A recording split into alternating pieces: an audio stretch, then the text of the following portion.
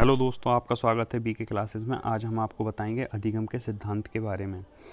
तो अधिगम का अर्थ होता है सीखना। अधिगम के बहुत सारे सिद्धांत हैं, जिसमें से हम आज आपको बताएंगे प्रयास एवं त्रुटि का सिद्धांत। प्रयास का मतलब होता है कोशिश करना और त्रुटि का मतलब गलती। जब हम किसी कार्य को करने की कोशिश करते हैं तो उसमें बहुत सारी गलती होती हैं, लेकिन लास्ट में हम उस कार्य को करना सीख जाते हैं। लगातार प्रयत्न करने से सीखने में प्रगति होती है और भूलों का ह्रास होता है। मतलब जो गलती हैं वो कम होती चली जाती हैं, इसलिए इसे प्रयत्न एवं भूल का सिद्धांत कहते हैं।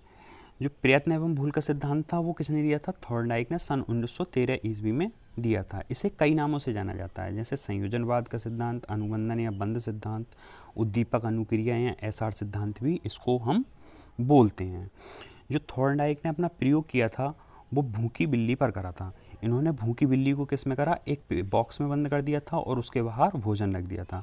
तो भूखी बिल्ली के लिए जो भोजन था वो उद्दीपक का कार्य कर रहा था, जिसको हम इंग्लिश में स्टिमुलस बोलते हैं और इसे एस से दिखाते हैं। भोजन को देखकर बिल्ली जो उछल कूद मचाती है उसको हम क्या बोलते हैं? अनुक्रिया या रेस्पॉन्स बोलते हैं। अब सबसे पहले बिल्ली क्या करती है? भोजन को देखकर उछल कूद मचाती है। दूसरी अनुक्रिया में क्या करती है? सलाखों को हिलाती है। तीसरी अनुक्रिया में क्या होता है? अचानक बिल्ली का पंजा जो गेट है उसके लीवर पर पड़ जाता है, जो बॉक्स का गेट है, और गेट खुल जाता है। तो बिल्ली बाहर निकलकर भोजन प्राप्त कर लेती है। अब बिल्ली को जैसे ही हम बंद करते हैं तो बिल्ली गेट के लीवर पर अपना पंजा मारकर गेट खोल लेती है और हर बार भोजन प्राप्त कर लेती है, जिससे हमें पता चलता है कि बिल्ली की जो त्रुटि थी उसमें कमी आई है। अब जो बिल्ली थी उसके लिए भोजन क्या था? उद्दीपक का कार्य कर रहा था, और बिल्ली भोजन को देखकर क्या कर रही थी? अनुक्रिया कर रही थी, मतलब रेस्पॉन्स कर रही थी। तो उद्दीपक और अनुक्रिया के बीच में, जो भूखी बिल्ली की अनुक्रिया थी उसके बीच में एक बंध बन जाता है, जिसको हम बंध सिद्धांत या एसआर थ्योरी बोलते हैं।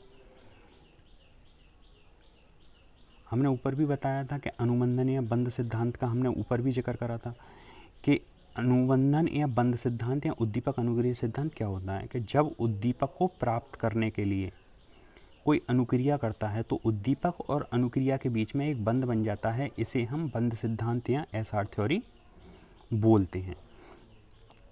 अब क्या था?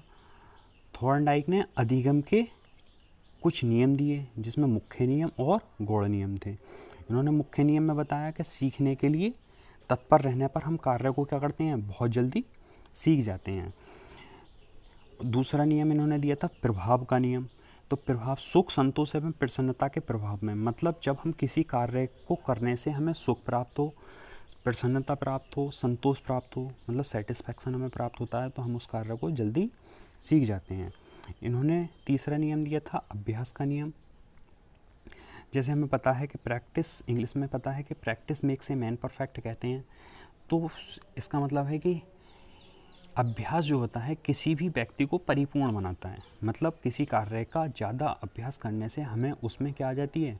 कुशलता प्राप्त हो जाती है। जैसे हम साइकिल चलाना नहीं जानते थे, लेकिन बाद में हम जैसे जैसे साइकिल चलाते गए हमें साइकिल चलाने में कुशलता प्राप्त हो गई। इन्होंने कुछ गौड़ नियम भी दिए थे, जैसे मनोवृत्ति का नियम, बहुक्रिया का नियम, वर्णात्मक अनुक्रिया, समानता का नियम और सहचारता का नियम। आज के सेशन में बस इतना ही। अगर सेशन पसंद आए तो लाइक करें, शेयर करें, सब्सक्राइब